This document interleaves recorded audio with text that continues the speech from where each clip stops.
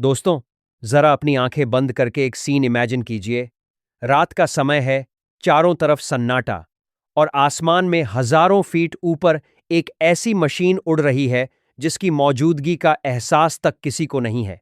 न कोई आवाज, न कोई चमक, बस एक अदृश्य ताकत जो अपने टारगेट को ढूंढ रही है, और जैसे ही मौका मिलता है, कुछ सेकंड के अंदर मिशन खत्म।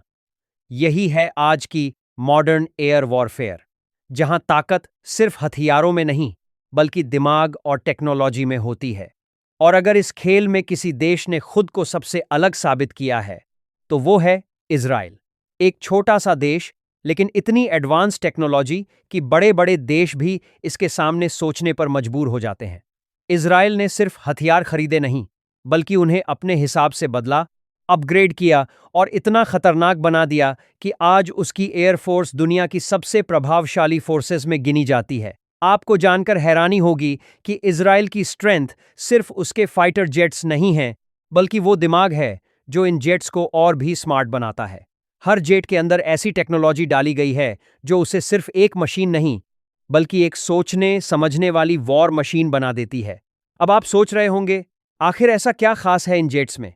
तो चलिए धीरे धीरे इस पूरी कहानी को खोलते हैं। सबसे पहले हम बात कर चुके हैं F-35 या डियर की, लेकिन इसकी कहानी यहीं खत्म नहीं होती। असल में ये जेट सिर्फ स्टेल्थ ही नहीं, बल्कि एक फ्लाइंग डेटा सेंटर भी है। इसमें लगे सेंसर, रडार और कैमरे इतना ज्यादा डेटा कलेक्ट करते हैं कि पायलट को दुश्मन की हर छोटी बड़ी मूवमेंट पहले से पता चल जाती है। और सबसे खास बात, ये जेट अकेले काम नहीं करता। ये दूसरे जेट्स, ड्रोन और ग्राउंड सिस्टम्स के साथ कनेक्ट होकर एक पूरा नेटवर्क बना देता है। यानी एक तरह से ये आसमान में उड़ता हुआ कमांड सेंटर है। अगर किसी एक जेट ने कुछ देखा, तो बाकी सभी को तुरंत पता चल जाता है। इजराइल ने इसमें अपने खुद के इलेक्ट्रॉनिक वारफेयर सिस्टम्स लगाए हैं, जिससे ये दुश्मन के रडार को जाम कर सकता है, उनके मिसाइल सिस्टम को कंफ्यूज कर सकता है। यानी सिर्फ हमला ही नहीं, बल्कि खुद को बचाने में भी ये जेट मास्टर है। अब जरा सोचिए, अगर किसी देश के पास ऐसे जेट्स हों जो दुश्मन को दिखे ही नहीं और ऊपर से उसका पूरा सिस्टम भी खराब कर दें, तो उस देश की ताकत कितनी खतरनाक हो सकती है। अब बात करते हैं F-15 राम की थोड़ी और गहराई से। ये जेट सिर्फ ताकतवर नहीं है, देश के लाम, बल्कि बेहद भरोसेमंद भी है। इसे खास तौर पर डीप स्ट्राइक मिशंस के लिए डिजाइन किया गया है, यानी दुश्मन के देश के अंदर जाकर उनके सबसे अहम ठिकानों को निशाना बनाना। इस जेट की रेंज इतनी ज्यादा है कि ये बिना रुके हजारों किलोमीटर तक उड़ सकता है, और अगर बीच में रिफ्यूलिंग मिल जाए तो इसकी सीमा और भी बढ़ जाती है। इसका मतलब इजराइल दूर बैठे दुश्मनों पर भी आसानी से हमला कर सकता है। इसमें लगे जेडैम बॉम्ब्स, लेजर गाइडेड मिसाइल्स और एडवांस टारगेटिंग पॉड्स इसे एक परफेक्ट स्ट्राइक मशीन बनाते हैं। ये जेट दिन हो या रात, किसी भी मौसम में सटीक हमला कर सकता है। इजराइल की मिलिट्री स्ट्रैटेजी में F-15 का बहुत बड़ा रोल है, क्योंकि जब बात आती है फर्स्ट स्ट्राइक की, यानी सबसे पहले हमला करने की, तो यही जेट सबसे आगे रहता है। अब F-16I सुफा की कहानी को थोड़ा और इंटरेस्टिंग बनाते हैं।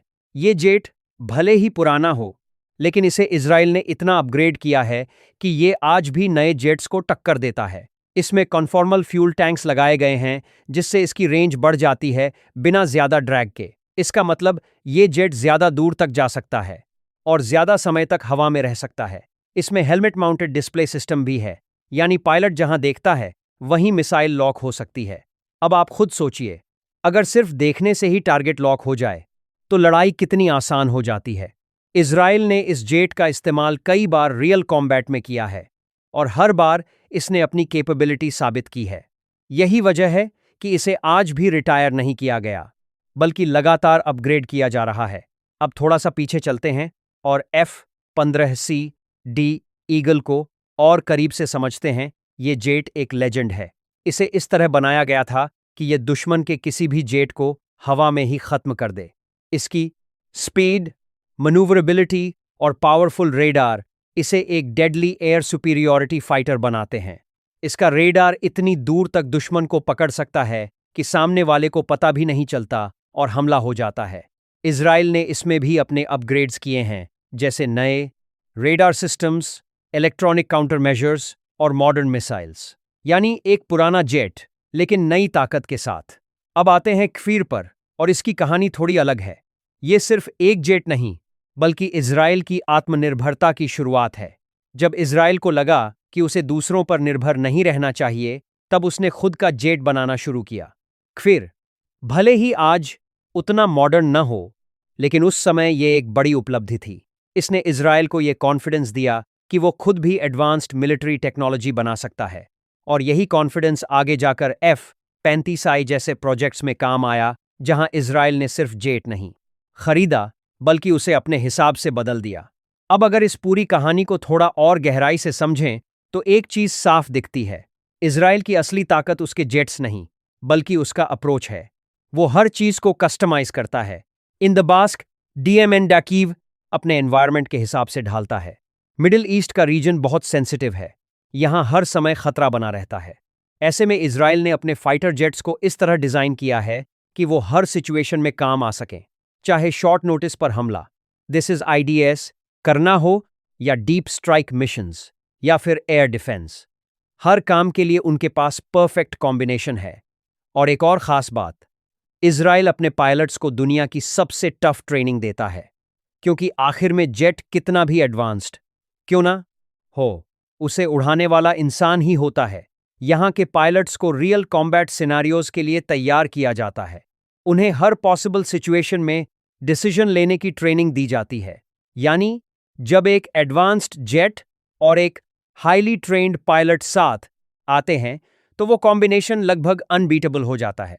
अब अगर भविष्य की बात करें, तो इजराइल और भी एडवांस सिस्टम्स पर काम कर रहा है।